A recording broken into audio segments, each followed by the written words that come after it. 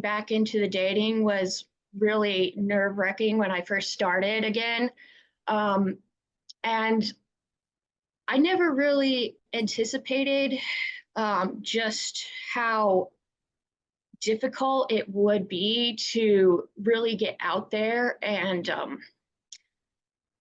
kind of connect with people, because I'm really a very friendly person and I don't have any trouble making any friends. I have so many, but it's a lot different when you're looking for permanent companionship. I want somebody that I can grow old with. Welcome back, everyone. We're continuing to support those who want to pursue meaningful, long-term relationships. In today's video, we're talking to an intentional single who will do a self-pitch. Keep watching to learn more about this eligible single. If you are also single, intentional, and believe you may be a good match, please reach out to them directly.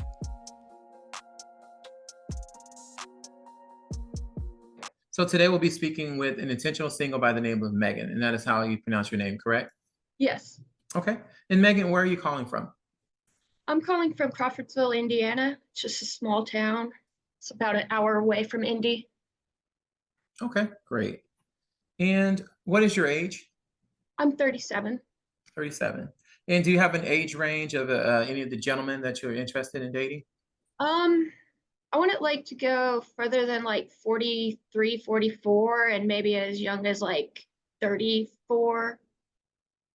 Because I mean, I think like 6 years above, 3 years below is pretty good. Like that's a pretty good age range. Yeah, Okay, that's fair. that's fair. And then what do you do for a living, Megan? Right now I work for a publishing house, and we ship out over about 1 million books a day. It's a really lovely company. It's got wonderful benefits and wonderful people, but I'm mostly doing blue collar work. Yes. Good. And then Megan, are you legally single? Yes, I am. I've never been married. I've been close once, but never legally married now. Okay. Any children? No. Okay. And Megan, what makes you an intentional dater? Well, I just started dating again about 3 years ago, and I met some really good men over that time, but nobody who really clicks with me. I've been in love before, and I've almost got married, but unfortunately he died, so that caused me not to be able to really focus on what my needs, and like I had to take a little break for a couple years after that. So getting back into the dating was really nerve-wracking when I first started again. And I never really anticipated just how difficult it would be to really get out there and kind of connect with people, because I'm really a very friendly person and I don't have any trouble making any friends. I have so many, but it's a lot different when you're looking for permanent companionship. I want somebody that I can grow old with, who we know each other better than we know ourselves. I want what my grandparents had. I want to, like have the love of my life sweep me off my feet. I want to go home after work and make dinner for somebody I love. That's what I want. You want to care for someone and have them care for you. Yes. Mhm. Yes. Reciprocal. Yeah. It's the most beautiful thing in life you can have. It's the most treasured thing you can have in life. And I'd really love to have that again. Well, Yeah. thank you for being brave and trying. Yeah. Yes. And also, and I think any humane person should want that as well. Someone with a kind heart, a loving heart, someone who loves people, who loves to connect, and who's genuine, and just are searching for their a lifelong soulmates, should want to have someone like that in their life. So yeah, we appreciate you expressing yourself in that way. Yeah. And Megan, what would your ex say about you? Someone you've dated. Well, there's not too many of those, only two.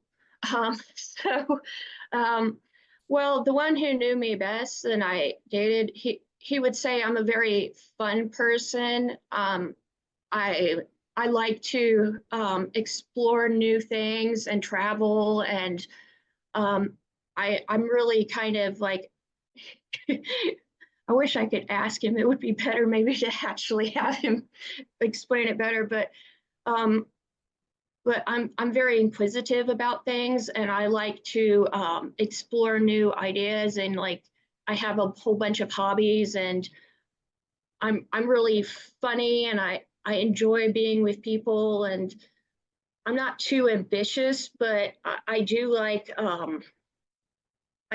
joining groups of people, and like um, e- exploring my community here in Crawfordsville. Sorry, I'm really nervous. No, you're fine. You did beautifully. Your answer is perfect. Yeah, it was.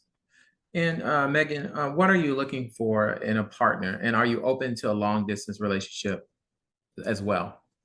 Um, I don't know like how I've never actually had a long distance relationship, but at this point, like I'm willing to do whatever it takes to find my soulmate.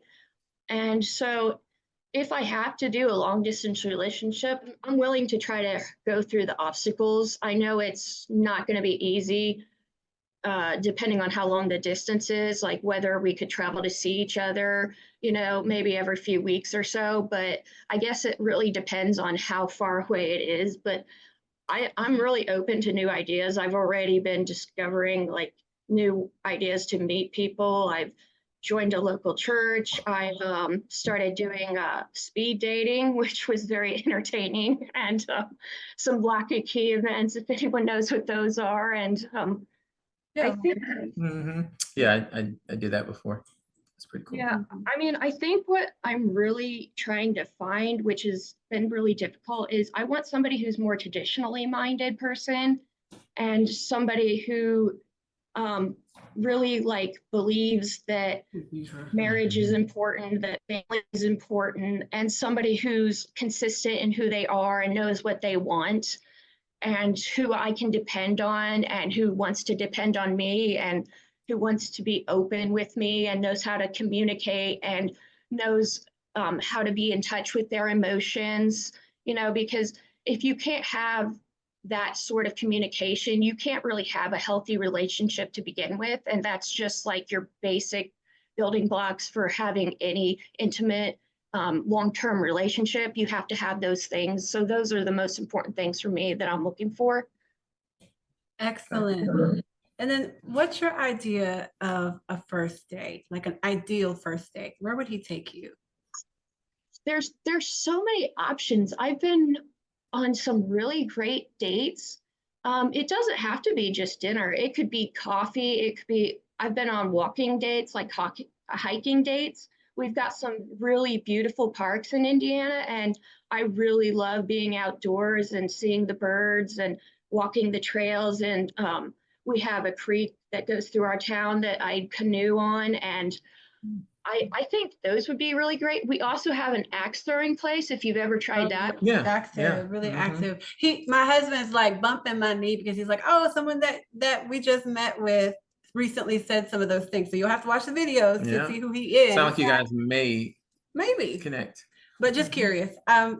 Wonderful. What are your favorite attributes about yourself? One thing that's not physical, and then one thing that's physical.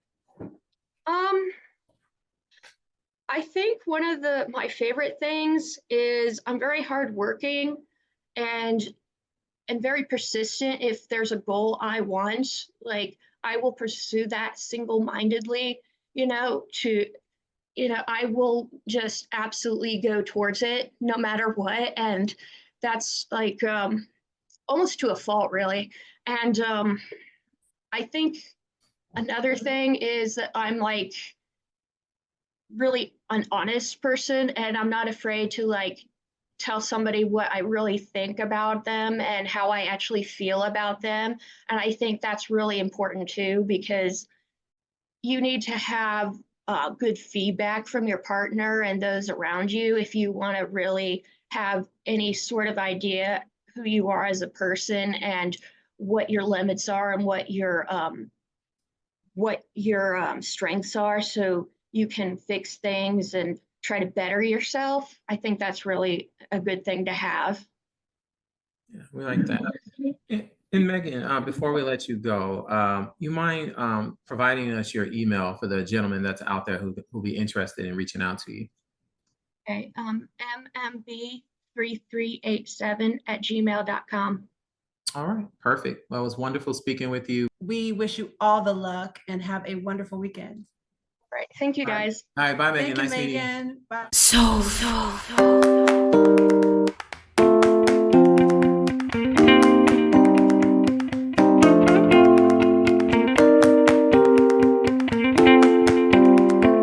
Be sure to Like comment and and subscribe. subscribe.